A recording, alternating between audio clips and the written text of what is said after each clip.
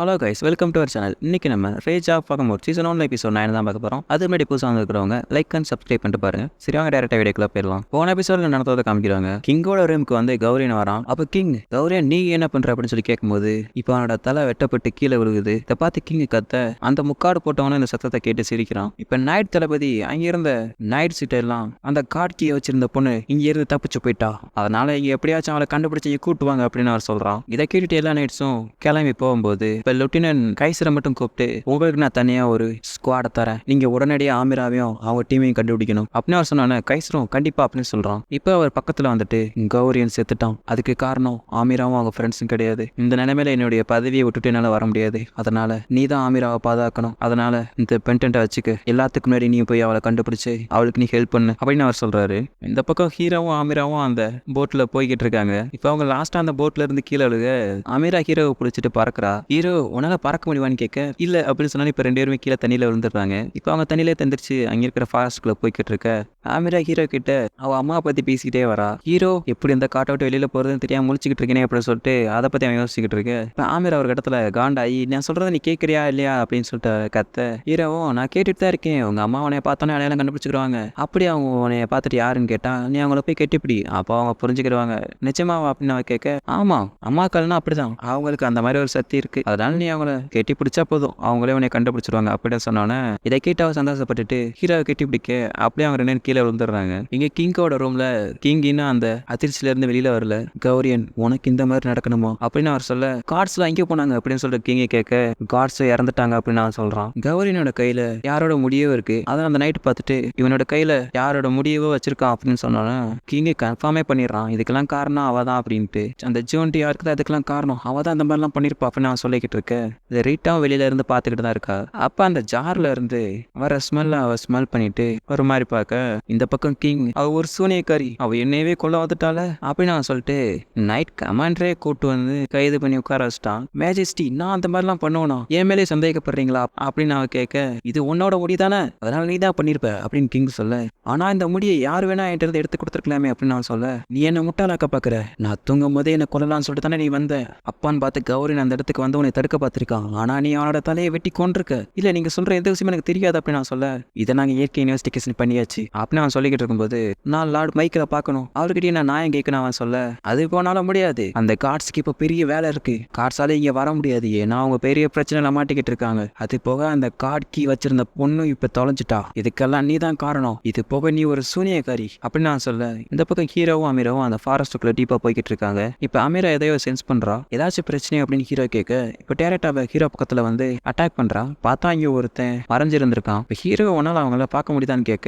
ஆமா சுத்தில இருக்காங்க அப்படின்னு சொல்றான். இப்ப எல்லாரும் வெளியில வராங்க. அப்பனா அவங்களை ஏற்கனவே நீ கண்டுபிடிச்சிட்டியா அப்படின்னு நாங்க பேசிக்கிட்டு இருக்கும்போது குதிரையில மாசா கைசர் வர, டேய் கைசர் நீனா இங்க பாரு ஃபாவரோ, ஒழுங்கா மாதிரியா லேடி ஆமராவை என்கிட்ட திரும்பி கொடுத்துரு அப்படின்னு கைசர் சொல்ல, இப்போ உனக்கு என்னதான்டா பிரச்சனை, என்ன நாங்க கிளம்புறோம்னு ஒன்று சொல்லல, அதுக்காக வாட அந்த மாதிரி பண்ற, நாங்க பண்ணதுக்கு ஒரு காரணம் இருக்குடா அப்படின்னு ஹீரோ சொல்லிக்கிட்டு இருக்கும்போது கைசர் ஸ்வாட் எடுத்துட்டு ஹீரோட சண்டைக்கு போறான். இப்ப கைசர் ஹீரோட ஸ்வாட உடச்சதுக்கு அப்புறம் ஹீரோ பக்கத்துல போயிட்டு இப்ப நான் உங்ககிட்ட நடிச்சுக்கிட்டு இருக்கேன்டா அப்படின்னு கைசர் சொல்ல, அந்த பக்கம் அமீரா வரவங்களை பூரா அடிச்சு பறக்க விட்டுக்கிட்டு இருக்கா. எல்லாரும் தள்ளி இருங்க, ஃபாவராவா யாரும் தொடாதீங்க, இவ எனக்கு சொந்தம் அப்படி அவன் சொல்லிக்கிட்டு இருக்கும்போது யாரும் கேட்காம எல்லாரும் ஹீரோ அட்டாக் பண்ண வராங்க. இப்ப கைசர் கூடத்துல வந்துட்டு யாரும் அவனை கொல்லாதீங்க, கொல்லாம அப்படிங்கன்னு சொன்னான்னு ஆமீரா அதை பார்த்துட்டு அவளோட டீமன் ஃபார்முக்கு மாதிரி ஹீரோவை காப்பாத்துறா. இப்ப அவளுக்கு இருக்கிற அந்த காட் கீ பிரகாசமா ஜொலிக்க அவங்க அந்த இடத்துல இருந்து வேற இடத்துக்கு டெலிபோர்ட் ஆயிராங்க. இந்த பக்கம் கார்ட்ஸும் ஏஞ்சல்ஸும் அந்த பகாமூட் திரும்பி அவைக்கனாகாம இருக்கிறதுக்காக அவங்களால முடிஞ்ச அளவுக்கு போராடிக்கிட்டு இருக்காங்க. இப்ப மைக்கேல் இருந்துகிட்டு நம்மளுடைய காட் கீ வச்சிருந்த அந்த பொண்ணு ராயல் கேபிட்டலை விட்டு வெளியில போயிட்டான்னு கேள்விப்பட்டேன் அப்படின்னு நான் சொல்ல,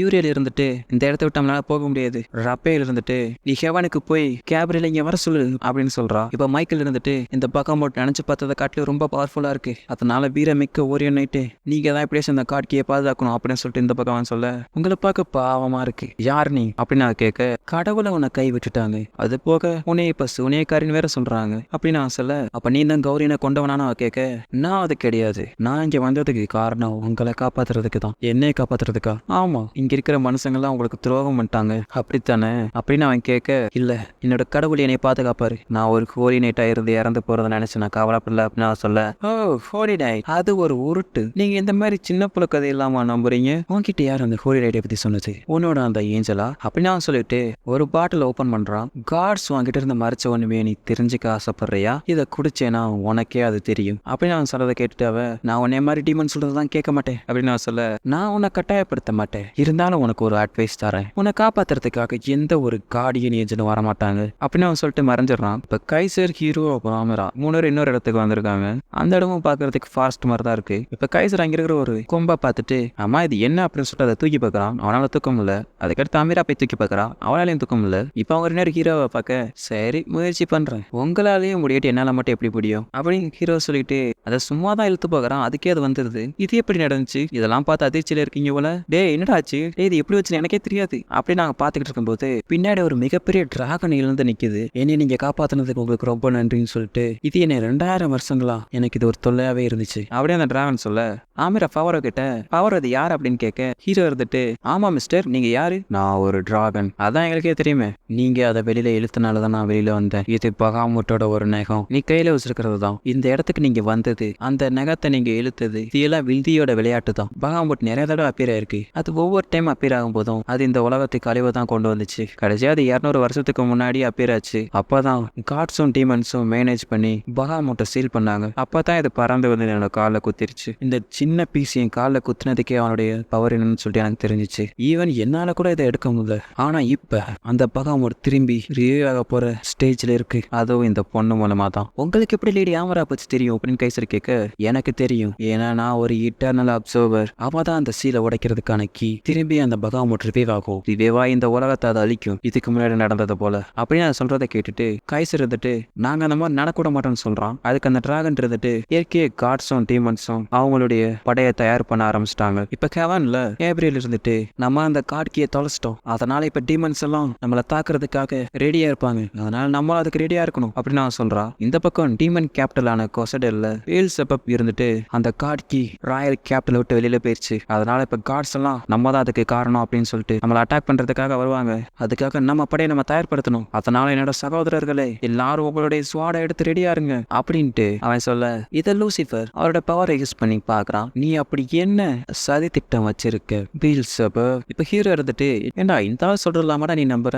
அப்படின்னு அவன் சொல்ல டிராகன் இருந்துட்டு விதியை யாராலும் மாத்த முடியாது அப்படின்னு சொல்லுது பாமிர முன்னாடி போயிட்டு அப்பனா என்னாலதான் இந்த உலகம் அழிய போதுங்கிறீங்களா எல்லாரும் இறந்துருவாங்களா ஆமா எங்க அம்மாவும் கூடவா அப்படின்னு அவன் கேட்க யாருமே உயிரோட இருக்க மாட்டாங்க அப்படின்னு சொல்லுது நீங்க இங்க வந்ததுக்கு காரணமும் விதி தான் அதனால அதை தடுக்கிறதுக்கு ஏதாச்சும் ஒரு வழி இருக்கும் அப்படின்னு சொன்னா நிஜமா அப்படின்னு சொல்லிட்டு அபிரா கேட்க ஆமா பேசாம நீங்க இங்கேயே இருந்துருங்க இங்கே உங்களுக்கு தேவையான எல்லா விஷயமும் கிடைக்கும் அப்படின்னு நான் சொல்ல அது காமிரா இருந்துட்டு இங்கேயே வா ஆனா எங்க அம்மாவை என்ன பார்க்க முடியாது அப்படின்னு நான் சொல்ல அதுக்கு அந்த டிராகன் எதுவுமே சொல்லல அதை பார்த்துட்டு அமீரா உட்காந்து அழுக ஆரம்பிச்சிடுறா ஹீரோவுக்கும் அந்த பக்கம் பகாமுட்டோட அந்த இல்யூஷன் வந்து போய்கிட்டு இருந்திருக்கும் இப்போ ஹீரோ நார்மல் ஆகி அமீரா அழுதுகிட்டு இருக்கிறத பார்த்துட்டு இங்க பாரு டிராகன் விதியாவது ஏதாவது நாங்க இவ்வளவு தூரம் வந்ததை விட்டு கொடுக்கறதுக்காக கிடையாது அது போக அமீரா உங்க அம்மாவை பாக்குறதுக்கு நம்ம ரொம்ப பக்கத்துல வந்துட்டோம் அதனால எதை பத்தியும் கவலைப்படாது ஆனா நான் இருந்தா எங்க அம்மா இறந்துருவாங்க அப்படின்னு நான் சொல்ல நம்மளால எல்லாத்தையும் மாத்த முடியும் இங்க பாரு வயசான டிராகனே உன்கிட்ட உனக்கு சொல்லணும்னு நினைக்கிறேன் விதியை நம்மளால மாத்த முடியும் அதுவும் உனக்கு இஷ்டப்பட்ட மாதிரி அப்படின்னு ஹீரோ சொன்னானே நம்மளால அதை மாத்த முடியுமா அப்படின்னு அமீரா கேட்க நினைச்சா நம்மளுடைய விதியை நம்மளால ஏமாத்த முடியும் எங்க அப்பா அடிக்கடி சொல்லுவாரு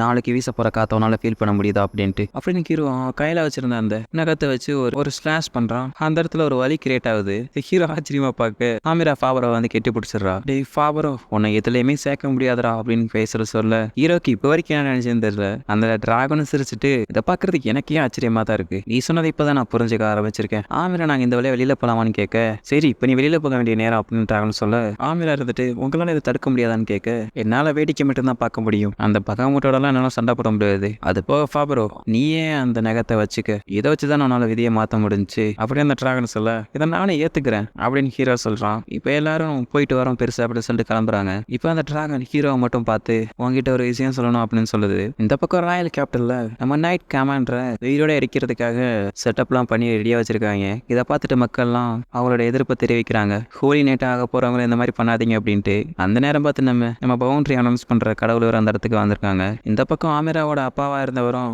கிங்க கிட்ட எவ்வளோ கேட்டு பார்க்குறான் ஜெயின் ஜீனை விட்டுருங்க அப்படின்ட்டு அதுக்கு கிங் அவன் மேலேயே கிளாஸை தூக்கி எறிஞ்சிட்டு அவள் ஒரு துரோகி அது போக அவளுக்கு யாரெல்லாம் துணையா இருந்தாங்களோ எல்லாத்தையும் கைது பண்ணுங்க அப்படின்னு நான் சொல்றான் இந்த பக்கம் ரீட்டா அந்த ஸ்மெல் எங்கிருந்து வந்துச்சு அப்படின்னு சொல்லிட்டு அதை ஃபாலோ பண்ணி இப்போ ஒரு இடத்துக்கு வந்திருக்கா பரவாயில்லையே இங்க நிறைய வெரைட்டியான பொருட்கள்லாம் இருக்கா ஆமா என்ன இது இந்த இடத்துல ஏதோ சடங்கு நடந்திருக்கு அப்படின்னு நான் பேசிக்கிட்டு இருக்கும்போது பின்னாடி இருந்த ஒருத்தன் நீ அதை கண்டுபிடிச்சிட்ட போல இருக்கு அப்படின்னு சொல்றான் இப்ப ஆமீரா அந்த மேப்பை பார்த்து அவன் அம்மா இருக்கிற இடத்துக்கு வந்துடுறாங்க ஒரு டீசியா அப்படின்னு அப்படின்னு கேட்க சொல்லிட்டு என்ன ஃபாவரோ பயப்படுறியா அப்படின்னு கேட்க ஹீரோ அந்த டிராகன் சொன்னதை நினைச்சு பார்க்கறான். அந்த பொண்ணு இப்ப காட் கே வச்சிருக்கிற வெசலா இருக்கிறனால திரும்பி அந்த பக்கம் முற்றுவே வேணாம், போன தடவை மாதிரி இந்த தடவை அதை சீல் பண்ண முடியாது. ஏன் இப்படி சொல்றேன்னு ஹீரோ கேட்க போன தடவை ஜியூஸும் சேட்டனும் இருந்தனால பக்கம் மட்டும் சீல் பண்ண முடிஞ்சு, ஆனா இந்த தடவை முடியாது, அதனால அவளை காப்பாற்ற முடியாது. அதனால இப்ப நம்ம அந்த பகம் முற்றுவே வரதை தடுக்கணும்னா நீ அவளை கொண்டாதான் முடியும் அப்படின்னு அந்த டிராகன் சொல்ல. இந்த எபிசோட முடிச்சுறாங்க. ஓகே கேஸ், அடுத்த எபிசோட நான் உங்களை சந்திக்கிறேன். அது வரைக்கும் டாடா பை, see you.